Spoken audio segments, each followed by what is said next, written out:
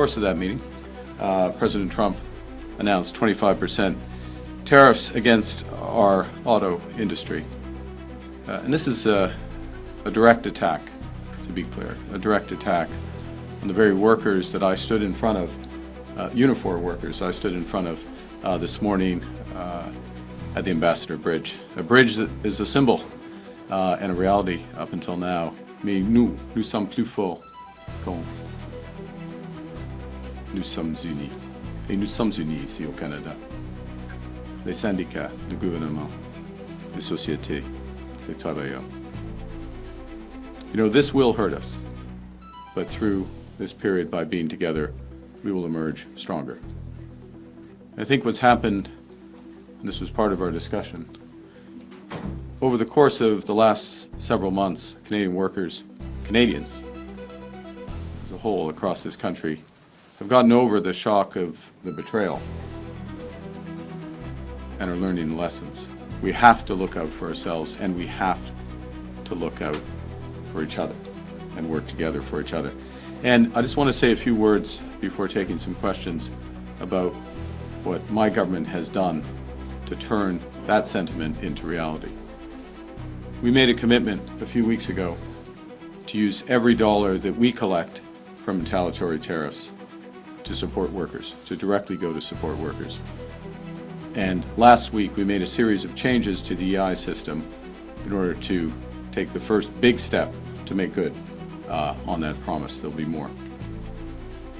We've announced, of course, retaliatory tariffs. We have other options for those retaliatory tariffs. I have asked for a meeting, I will convene rather, a meeting of the Canada-US Cabinet tomorrow to discuss our trade options. But we're also providing the option of major liquidity for our companies.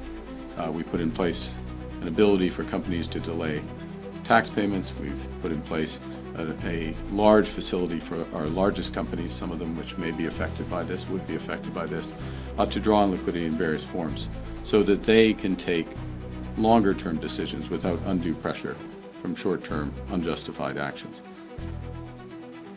It's also why we focused, in part in anticipation of what might happen, on today's announcement that I made in front of that Ambassador Bridge for the $2 billion Strategic Response Fund. And the point of that fund, the point of government procurement, the point of linking up through supply chains, the point of working with labor, led by Unifor, is to build a made-in-Canada supply chain, a made-in-Canada option, so that we are less affected by these. Now that will take time, but we're already putting in place the building blocks for that. To be clear, we are standing together, standing for Canadian workers across levels of government, and I would add that Premier Ford and I have discussed this already at length, and we will have more discussions in terms of our overall approach. But together, we are stronger. Nous sommes unis, et nous sommes Canada fort. And with that, I think we have time for 2 questions before I go to my next event. I'll give a short answer. We do not yet have the executive order, and so there are different variants of the 25% announcement that was made today. One would be that it is only on the, this is still significant to be absolutely clear, but on the part component of a car. Another would be that it's on the entire vehicle. We await the executive order for that clarity. But to be absolutely clear, even in the more, quote, restricted version of this, it is a significant action. It's entirely unjustified. It's entirely inconsistent with CUSMA and indeed the long history of relations in the auto sector right back through the Auto Pact.